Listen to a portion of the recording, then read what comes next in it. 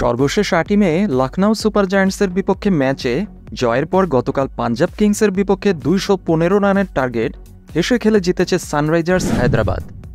এই লম্বা gap Henrique ক্লাসেনের অনেক বড় উপকার করেছে বলে মনে করছেন এই সাউথ আফ্রিকান ব্যাটিং মনস্টার। কারণ পাঞ্জাব কিংসের বিপক্ষে ২৬ বলে ৪২ রান করে আবারও নিজ রূপে ফেরার লক্ষণ দেখিয়েছেন এই মুহূর্তে বিশ্ব ক্রিকেটে বোলারদের কাছে মূর্তিমান আতঙ্ক সবচেয়ে ভয়ঙ্কর ব্যাটার হেনরিক ক্লাসেন। কি হয়েছিল হেনরিক ক্লাসেনের? এই সিজনের প্রথম ৬ ম্যাচে ক্লাসেন ৪ ছক্কার বৃষ্টি জড়িয়ে করেন ধুমধাম ধামাকাদার ২৫৩ রান, গড় প্রায় ৬৪, স্ট্রাইক রেট প্রায় ২০০ ছুঁই। অথচ এর পরের ৬ ইনিংসে তার উইলো থেকে আসে মাত্র ২৬ গড়ে প্রায় ১৫৮, স্ট্রাইক রেটে মাত্র ১২৮ রান। এর মধ্যে মুম্বাই ইন্ডিয়ান্সের বিপক্ষে ৪ বলে মাত্র ২ রান আর সিএসকের বিপক্ষে ২১ বলে মাত্র ২০ রান। বড় দুই ফ্র্যাঞ্চাইজির বিপক্ষে তাই হেরে বসে এসআরএইচ। তাই চারপাশে শোরগোল উঠতে শুরু করেছিল, কি হয়েছে হেনরিক ক্লাসেনের? ক্লাসেন কি বলছেন? হঠাৎ নিজের ফর্ম হারিয়ে ফেলার কারণ কি ছিল?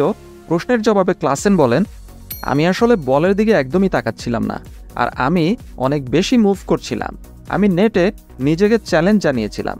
নেটে আমি স্পিনারদের বিপক্ষে দারুণ ব্যাটিং প্র্যাকটিস করেছি, আর তখনই সবকিছু আবার আগের মতোই ক্লিক করা শুরু করে। তার মানে আমি আগের মতোই আবার একদম সোজা ধীর স্থিরভাবে দাঁড়িয়ে ব্যাটিং স্ট্যান্স নিলাম।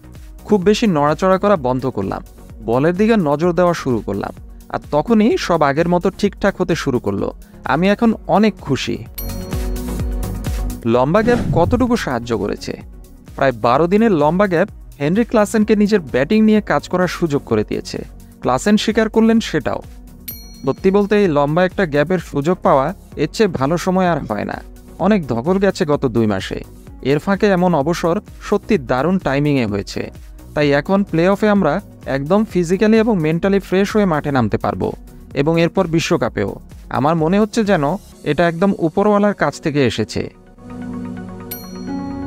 ২২ গজে যতই খুনে মেজাজে ব্যাটিং করুন না কেন, মাঠের বাইরে হেনরিক ক্লাসেন খুবই শান্ত এবং চুপচাপ। ক্লাসেনকে নিয়ে আমার তাই আরও অনেক বেশি জানতে ইচ্ছা করছে। দারুণ লাগে তার personality on and of the field.